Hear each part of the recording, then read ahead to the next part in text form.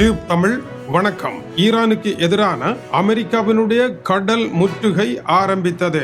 மிக புதிய கடல் போருக்காக அமெரிக்காவினுடைய போர்க்கப்பல்கள் F-35 போர் விமானங்கள் என்று பலமான அணிவகுப்புடன் அமெரிக்கா தயாராகிவிட்டது. சில மணி நேரங்களுக்கு முன்னதாக இந்த தடை அமுலுக்கு வந்திருப்பதாக அமெரிக்க ராணுவ பிரிவு அறிவித்திருக்கின்றது. இதைத் தொடர்ந்து ஈரானினுடைய பாதுகாப்பு பிரிவை சேர்ந்த அலாவுதீன் போரு ஜோடி கடும் எச்சரிக்கை விடுத்திருக்கின்றார். ஈரானுடைய கப்பல்களை யாராவது தடுப்பார்களாக இருந்தால் ஈரானுடைய நீண்ட தூர ஏவுகணைகள் மூலமாக அந்த கப்பல்கள் கடலின் அடியில் போய் சேரும். அமெரிக்காவினால் இந்த முற்றுகையை நடத்த முடியாது. இந்த கடல் பிராந்தியத்தில் ஈரான் பலம் மிக்க சக்தியாக இருக்கின்றது. ஈரானுடைய கடல் கண்ணிவெடிகள், ஈரானுடைய படகுகள், ஈரானுடைய ஏவுகணைகள், ஆளில்லா விமானங்கள் இவற்றை தாங்கி அமெரிக்கா கப்பல்களை தடுக்க முடியாது என்றும் ஈரான் கடும் எச்சரிக்கை விடுத்திருக்கின்றது.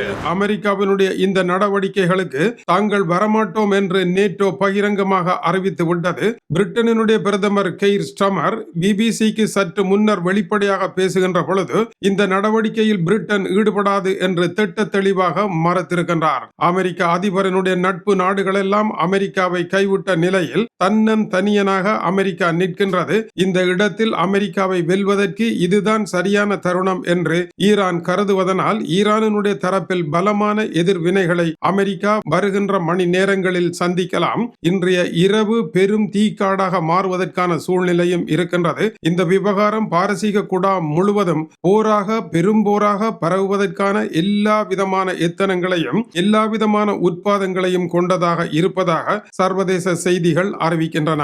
அமெரிக்க அதிபர் டொனால்ட் ட்ரம்ப் முற்றுகை ஆரம்பமாகிவிட்டது என்றும் ஈரானுடைய 158 விரைவு படகுகள் போர் கப்பல்களை தாங்கள் இதுவரையான போரில் மூழ்கடித்து விட்டோம் என்றும் மேலும் ஒரு சில சொற்பமான விரைவு படகுகள் மட்டுமே ஈரானின் கைவசம் இருப்பதாகவும் அவையும் மூழ்கடிக்கப்படும் என்றும் தம்முடைய கப்பல்களுக்கு அருகில் வருவார்களாக இருந்தால் அவர்களுடைய இடம் கடலின் அடியாக மாறும் என்று டொனால்ட் ட்ரம்ப் எச்சரித்திருக்கின்றார். கரிபியன் கடல் பகுதியில் வெனிசுலா நாட்டில் இருந்து போதை வஸ்தை கடத்துபவர்களுக்கு எதிராக எத்தகைய ஏவுகணை தாக்குதல்களை நடத்தினீர்களோ அதே தாக்குதல்களை ஈரானுடைய படகுகளுக்கு எதிராகவும் நடத்துங்கள் என்று டொனால்ட் ட்ரம்ப் உத்தரவு பிறப்பித்திருக்கின்றார். போதை வஸ்து கும்பலுக்கு எதிராக நடத்தப்படுகின்ற தாக்குதலை ஐக்கிய நாடுகள் சபையில் அங்கத்துவம் பெற்றிருக்கின்ற ஒரு நாட்டினுடைய படைகளுக்கு எதிராக நடத்துங்கள் என்று உத்தரவிடுவது சர்வதேச சட்டங்களின் படி போர்க்குற்றமாகும். ஆனால் அமெரிக்க அதிபர் அது பற்றிய எந்த அக்கறையும் இல்லாமல் தாக்குதலை தொடருங்கள் என்று கடும் உத்தரவை பிறப்பித்திருக்கின்றார்.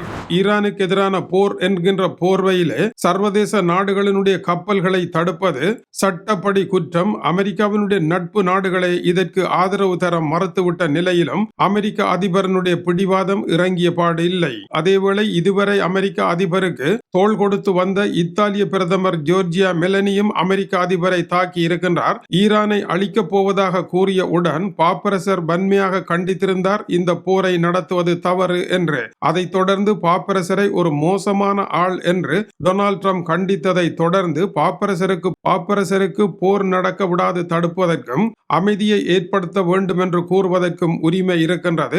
அவரை இகழ்வாக பேசுவதை இத்தாலி ஒரு கத்தோலிக்க நாடு என்றும் குறிப்பிட்டிருக்கின்றார். வரலாற்றில் முதல் தடவையாக அமெரிக்காவை சேர்ந்த ஒருவர் இத்தாலியில் பாப்பரசராக இருக்கின்றார். அவருடனேயே டொனால்ட் ட்ரம்ப் சண்டையை ஆரம்பித்திருக்கின்றார் என்பது சகிக்க முடியாத ஒன்றான நிலையில் இத்தாலியும் எதிர்த்திருக்கின்றது. அமெரிக்க அதிபர் நண்பர்களை எல்லாம் பகைத்து கொண்டு போருக்கு செல்வதுதான் மிக மோசமான ஒரு இடமாக இருக்கின்றது. இது பற்றி நிபுணர்கள் இந்த முற்றுகையானது இரட்டை பக்கம் கூறுள்ள ஒரு வாள் போன்றதாக இருக்கின்றது.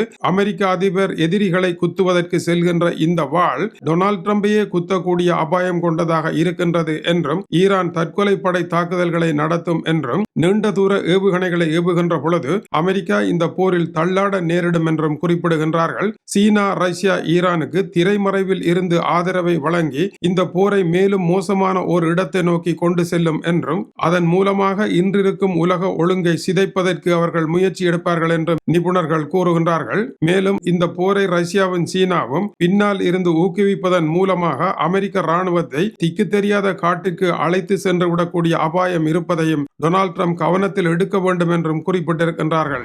இது தவிர அமெரிக்க கடற்படைக்கு ஆபத்து இருக்கின்றது. ஈரானினுடைய துறைமுகத்திற்கு அருகில் செல்வார்களாக இருந்தால் மிக இலகுவாக அவர்கள் மூழ்கடித்து விடுவார்கள். அவர்களின் கைவசம் பாரிய ஏவுகணைகள் இருக்கின்றது.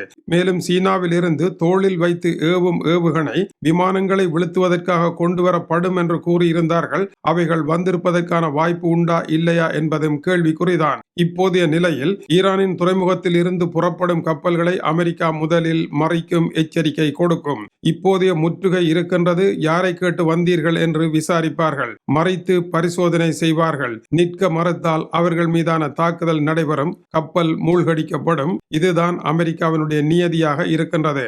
அதேவேளை இதை ஏமாற்றலாம். ஈரானுக்கு செல்லுகின்ற கப்பல்கள் நாங்கள் ஈராக்கிற்கு செல்கின்றோம் என்று கூறி அமெரிக்க முற்றுகையை தாண்டி அதன் பின்னர் ஈரானுக்குள் நுழைந்தால் எதுவும் செய்ய முடியாது. ஏனென்றால் ஈரானுக்கு அருகே அமெரிக்க கப்பல்கள் செல்ல முடியாத சூழ்நிலை இருக்கின்றது. அப்படியான ஒரு ஏமாற்று நடைபெறுவதற்கும் வாய்ப்புகள் உண்டு. சீனா கடும் எச்சரிக்கை விடுத்திருக்கின்றது. போர் நிறுத்தம் முறிவடைய போகின்றது என்று கூறியிருக்கின்றது. அமைதிக்காக எடுக்கப்பட்ட முயற்சிகளை குலைப்பதற்கான முயற்சியில் ஈடுபட்டு இருக்கின்றீர்கள். போர் நிறுத்தலை முறித்து மோதலுக்கு போகின்ற முயற்சியை உலக சமுதாயம் ஒன்றிணைந்து தடுக்க வேண்டும் என்று சீனாவினுடைய வெளியுறவுத்துறை அமைச்சர் வேங் ஜி கண்டிப்பாக கூறியிருக்கின்றார். சீனா இந்த விவகாரத்தில் தான் உதவி செய்யும் என்று கூறியிருக்கின்றார். அமெரிக்க அதிபருக்கு சற்று முன்னர் விழுந்திருக்கின்ற பெரிய அடி. நேட்டோ நாடுகள் நாங்கள் அமெரிக்காவுடன் இணைந்து இந்த இடைமறிப்பிற்கு வரமாட்டோம் என்று திட்ட தெளிவாக கூறிவிட்டன. பிரான்ஸ், ஜெர்மனி, கிரீஸ் வரை அனைத்து நாடுகளும் கூறிவிட்டன. பிரிட்டனினுடைய பிரதமர் கெய் ஸ்ட்ரமர் பிபிசிக்கு வழங்கிய பேட்டியில் தாங்கள் திட்டவட்டமாக அமெரிக்காவுடன் செல்ல மாட்டோம் என்று கூறியிருக்கின்றார். இப்படியான இக்கட்டான நிலையில் அமெரிக்கா தன்னந்தனியாக ஈரானுடனான மோதலை கடல் பிராந்தியத்தில் எடுத்திருக்கின்றது. மிகப்பெரிய கடல் போர் ஒன்று ஆரம்பிப்பதற்கும் இந்த போர் மிக மோசமான இடம் நோக்கி பரவி செல்வதற்கும் இந்த போரை அணைப்பதை விட இதை தீமூட்டி கொளுத்துவதே அமெரிக்காவை வீழ்த்துவதற்கான வழி என்று அமெரிக்காவினுடைய எதிரிகளும் இந்த போரை நிறுத்துவதில் ஆர்வம் இல்லாமல் இருப்பதும், அமெரிக்கா இந்த போரை நிறுத்த முடியாமல் போரை தொடர்ந்து வெல்வதை தவிர வேறு வழியற்ற நிலைகள் தள்ளப்பட்டு இருப்பதும், இருவருமே போரை தவிர வேறொரு வழிக்கு செல்ல முடியாத பாதையில் சிக்கப்பட்டிருக்கின்றார்கள். ஒரே ஒரு சுரங்க வழிதான் இருக்கின்றது. அந்த வழியால் மட்டும்தான் வெளியே வரலாம். எனவே அந்த வழி நோக்கி உலகம் நகர ஆரம்பித்திருக்கின்றது. இது அமைதிக்கான வழி அல்ல என்பது குறிப்பிடத்தக்கது. தொடர்ந்து இணைந்திருங்கள். ஒவ்வொரு நொடியும் ஒவ்வொரு நாளை போல செய்திகளை தாங்கி நிற்கின்றது. இது டியூப் தமிழனுடைய உலக செய்திகளுக்காக டென்மார்க்கில் இருந்து கீசே துரை. வணக்கம் உறவுகளை.